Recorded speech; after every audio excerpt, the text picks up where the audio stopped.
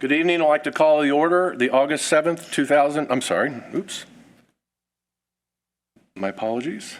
I pulled up the wrong agenda. Thank you. The August 16th, 2023 Lawrence Common Council meeting. Please stand for a pledge and prayer. I pledge allegiance to the flag of the United States of America and to the republic for which it stands, one nation, under God, indivisible, with liberty and justice for all. Precious Heavenly Father, we thank you for gathering us here today, each and every one. Lord, I pray that you just continue to be with us as we gather in the name of our city. Lord, I ask you keep your hands upon the officials. I pray that you keep your hand upon the citizens as well as the public safety that represents our city tonight. Lord, keep them safe and just continue to be with us as we continue to talk about moving our city forward. We love and appreciate you in all things. Amen. Amen. All right, we do have a quorum. We have one person online, Maria, so every vote will be a roll call. At this point, comments of council, special recognition, resolutions? Sharon, yes. One of my constituents wanted me to go to the football field off of 56 and Franklin. And they wanted to know who was responsible for cleaning up the football field because a traveling league always go there, and trash is just awful. I mean, the trash cans are there, but the trash is beside all over on the parking lot. So this elderly lady from Boston Commons and the other one was Standish Estates was out there cleaning up trash and stuff in their front yards. And I don't think it's fair for a traveling league to come in and trash our city. I mean, we're trying to keep our city clean. I don't know if the Parks Department need to put larger trash bins on the field, because I know there's a large dumpster toward the front, which they wasn't even using. I just wanted people to be aware of that. And can the council put signs up that says violators will be held accountable for trash, like a $500 fine or something? I mean, I believe that would be something that the code committee or someone could submit a requisition. I think the process now, if I remember right, in the past, many council members, myself included, we would just put an ordinance together for stop signs or whatever. But the city engineer asked, I think a couple of years ago, to run those through him because there's state statutes that sometimes cover that. So I would just suggest starting with Sheree. But I think that most council members would probably be on board to support that. And then I have another one. Yep. I had trouble paying my water bill at the kiosk out here, and it's in a safe and convenient location. And I know Scott Sansbury said that they were going to get it fixed. So I had the controller help me, and what was happening was the dollar machine thing wasn't flashing. So if this happened to me, I know it happened to the elderly, and I just didn't want, their water to get cut off or anything. And one of the residents said that they were calling the water department, and nobody was picking up the phone during normal business hours. And I don't know if the ladies in there are just overwhelmed by the phone calls, but the people come up to the Department of Public Works and want assistance because they said the building is closed. So, I mean, is the building closed? The people can't go in there and pay their water bill. They can pay it at the kiosk, they can pay it online, but say you got a cutoff. Yeah. You can't, we're making an inconvenience for the customer. So I don't know if, I just don't know what else to do. I'm done. Okay, thank you. I have a quick question. Yes. I believe that Public Safety Day was canceled, correct? Is there any plans for that to be rescheduled at all? Just for asking people? Yes, please.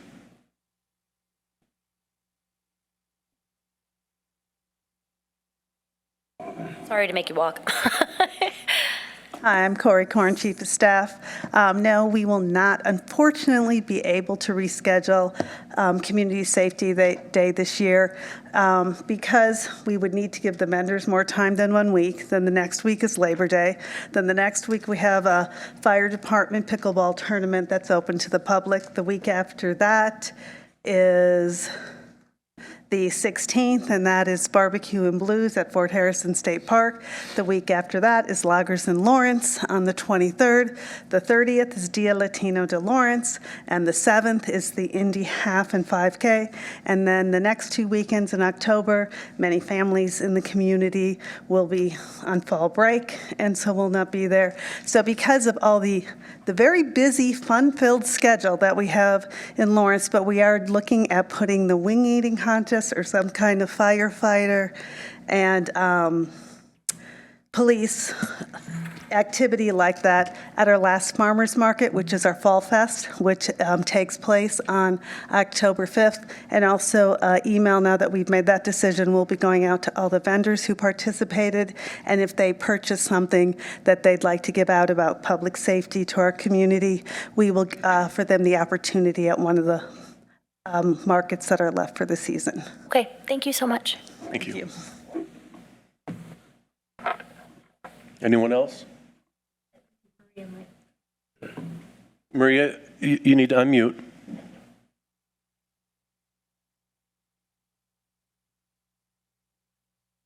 Yes, that would probably help. Thank you. I'm sorry.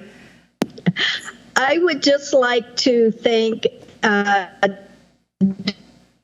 Director Hennigan and his personnel and staff for all the hard work in the curb areas in front of several neighborhoods, fire hydrants.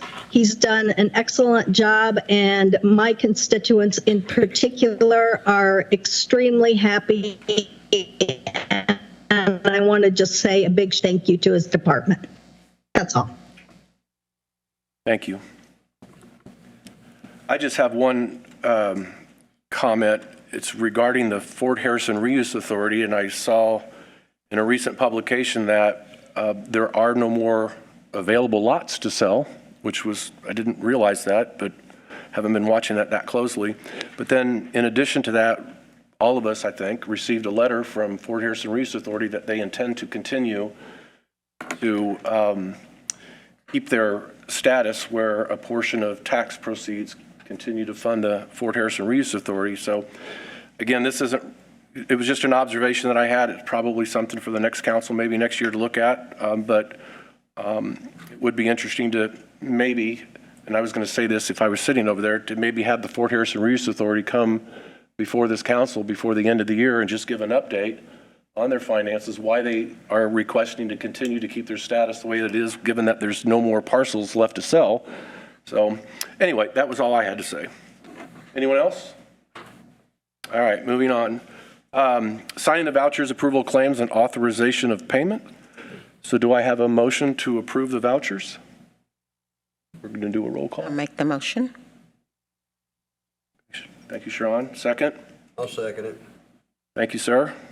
Any comments on that? Roll call vote. Clerk? Counselor Denny, Yes. Counselor Freeman, Yes. Counselor Russell-Moroff, Yes. Counselor Russell, Yes. Counselor Chevlot, Yes. Counselor Wells, Yes. Counselor Whitfield, Yes. 7-0.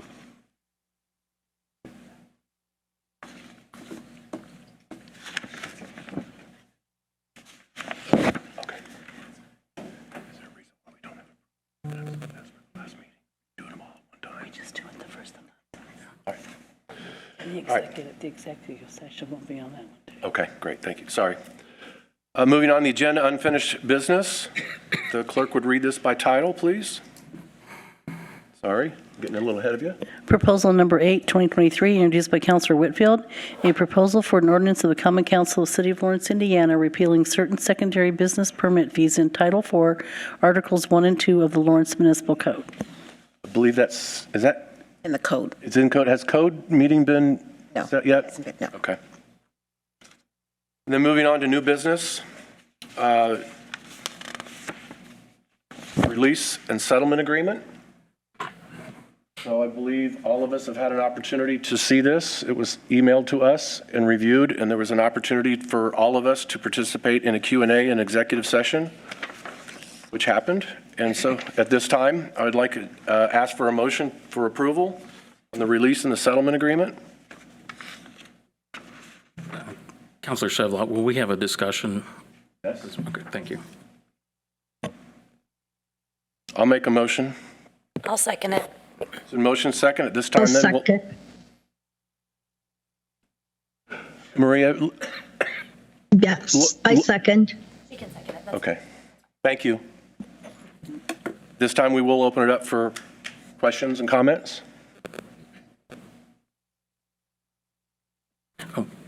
Thank you, Counselor Shevlin.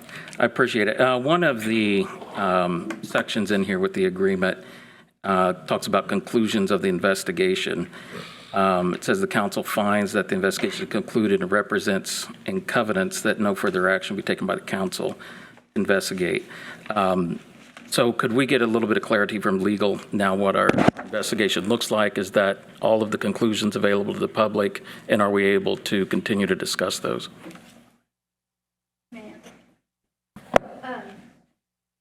Good question. So basically, we completed our investigation, I think, to the extent we were going to, in the preliminary report that included all the information that we gathered. I realize it was called preliminary, but we did not take any additional action in that investigation and have not since June. But the end result of the settlement is that investigation would be concluded, and essentially both sides would walk away from the pending lawsuit. The mayor would drop his claims against the council, and the council would drop their claims against the mayor and the controller. Did that answer your question? Are the conclusions of the investigation able to be released? Are they more than public than just the presentation we had from on the one night? So we did get requests for copies of the PowerPoint presentation. That's the only document, like Okay. paper document that we have. Obviously, it had embedded videos and other things in it, but that is public. I believe the IBJ asked for a copy of it. Mayor's Council has a copy of it. It is a public document. Okay, thank you. Anyone else? Oh, and it's online. Is it online at the city's website? Yes. Okay. Oh, actually, YouTube is where, on the YouTube channel of the city. Got it. That's what's up. Okay. All right. Seeing no other, Mr. President, yes. I would like to make a statement regarding the settlement, if that is permitted. Yes, ma'am. Thank you.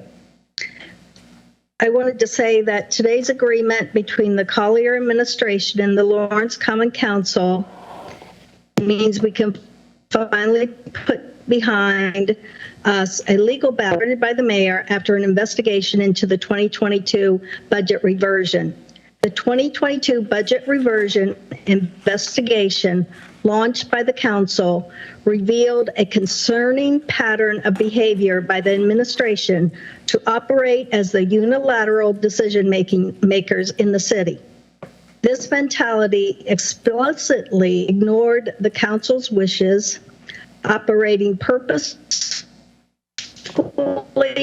to spend more of the city's monies in the 2022 budget than the council approved. Through uncovered emails, correspondence, and depositions that have been presented publicly, we discovered a purposeful and planned manipulation of the budgeting process by the Collier administration. However, in order to impede our investigation, the administration then sued the council to stop legal bills from being paid. Knowing these facts and looking ahead at what could be years of costly litigation on this matter, as good stewards of taxpayer dollars, it is now, in my opinion, the right time to put this fight behind us and make sure that we are attending to the work of the city. Thank you, Maria Rismara, Councilor, 4th District. Thank you. One last time, anyone else? All right, seeing none, it's been moved and second, and discussion has happened. So by roll call vote, clerk, will you? Counselor Denny? Yes. Counselor Freeman? Yes. Counselor Russell Moroff? Yes. Counselor Russell? Yes. Counselor Chevlot? Yes. Counselor Wells? Yes. Counselor Whitfield? Yes. 7-0. Moving on, under the new business, agenda item number B, proposal 9, 2023. Proposal number 9, 2023, introduced by Councilors Whitfield, Freeman, Chevlot, and Russell. A proposal for an ordinance of the Common Council of the City of Lawrence, Indiana, appropriating funds and amending the 2023 budget with respect to the general fund.